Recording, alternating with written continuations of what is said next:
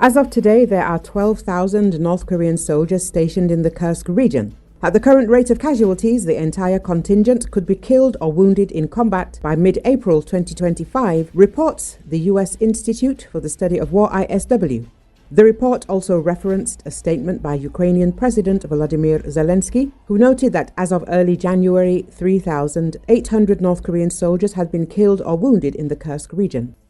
The institute also recalled a statement made by Ukraine's Defense Minister Rustem Umerov on November 5, 2024, in which he stated that North Korean forces were involved in small skirmishes in the Kursk region. However, on December 6, Russian military bloggers began claiming that North Korean troops were engaged in more extensive combat operations in the area. As a result, the ISW calculated that North Korean casualties amounted to approximately 92 soldiers per day, since they began participating in large-scale battles in early December 2024. The institute recalled that North Korea had deployed approximately 12,000 soldiers to the Kursk region. They speculated that the entire North Korean contingent could be killed or wounded within approximately 12 weeks, roughly by mid-April 2025, if North Korean forces continue to sustain such high casualties in the future. North Korean forces will likely continue to suffer a large ratio of wounded to killed in action, as is typical for armed conflict, and it is unclear if or when injured North Korean soldiers return to combat, the ISW noted. In December, North Korean leader Kim Jong-un sent soldiers to assist Russia in the war against Ukraine. The Russians are using allied troops to liberate the Kursk region from Ukrainian forces. On January 4th, Ukrainian President Volodymyr Zelenskyy stated that in just 2 days, Russia lost up to a battalion of North Korean soldiers in the Kursk region. As of January 11th, 2 North Korean soldiers had been captured by Ukrainian forces. Meanwhile, according to the National Intelligence Service of South Korea, 300 North Korean soldiers have been killed in battles in the Kursk region and 2,700 have been wounded.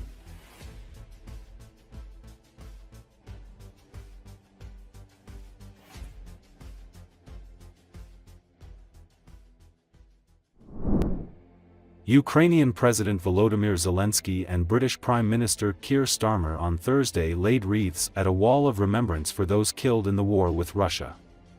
The wall, outside St. Michael's golden-domed monastery, a Kiev landmark, is covered in photos of the slain that stretch for a city block. It has become a place of pilgrimage for families paying tribute to their lost loved ones. According to Associated Press, Starmer arrived in Ukraine's capital with a pledge to help guarantee the country's security for a century, days before Donald Trump is to be sworn in as U.S. president. The British government says Starmer and Ukrainian President Volodymyr Zelenskyy will sign a 100-year partnership treaty in Kyiv covering areas including defense, science, energy and trade. Starmer's unannounced visit Thursday is his first trip to Ukraine since he took office in July. He visited the country in 2023 when he was opposition leader and has twice held talks with Zelensky in London since becoming prime minister.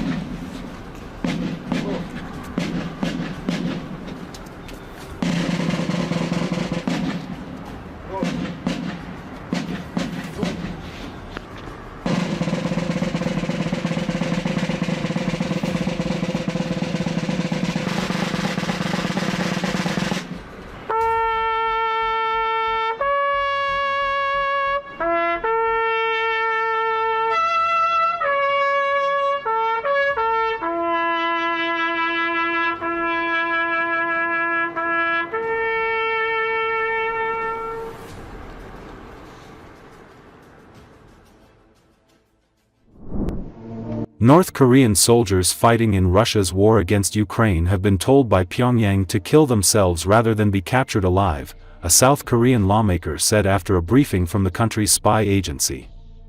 Memos found on soldiers who died indicate that the North Korean authorities pressured them to commit suicide or self-detonate before capture, lawmaker Lee Song-kwian told reporters, citing information from the National Intelligence Service. South Korea's National Intelligence Service told lawmakers Monday that over 300 North Korean troops have died along with more than 2,700 wounded while supporting Russia's war efforts. A lawmaker later provided a summary of the briefing to reporters. Among the dead soldiers, notes were discovered indicating that the regime pressured the troops to kill themselves rather than be taken prisoner, the National Intelligence Service alleged. Some notes contained hopes of joining the ruling Workers' Party of Korea or being pardoned. In one account, a soldier on the verge of being captured tried to blow himself up with a grenade while yelling, "General Kim Jong-un." The soldier was shot dead before carrying out the act, the National Intelligence Service said. News that soldiers have been sent to fight Ukraine has spread throughout North Korea, and families of the deployed have voiced fear and concern, the National Intelligence Service alleged. Those families are being compensated with food and living necessities, the spy agency said. Citizens with no connection to the troops hope Russia will provide aid that improves the livelihoods of the North Korean public, according to the National Intelligence Service. Pyongyang troops struggle with drones and other elements of modern warfare, and they are often sent for meat assaults by Russian commanders without rear-fire support, the news report says. Kiev first reported the deployment of North Korean soldiers to the Kursk region in October 2024. Ukraine captured its first North Korean troop in late December, but he soon succumbed to his injury. According to the Security Service of Ukraine, Ukraine has captured 2 more North Korean soldiers.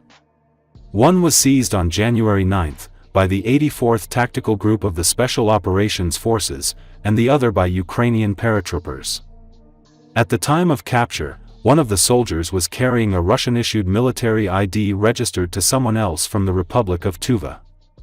The other soldier had no documents.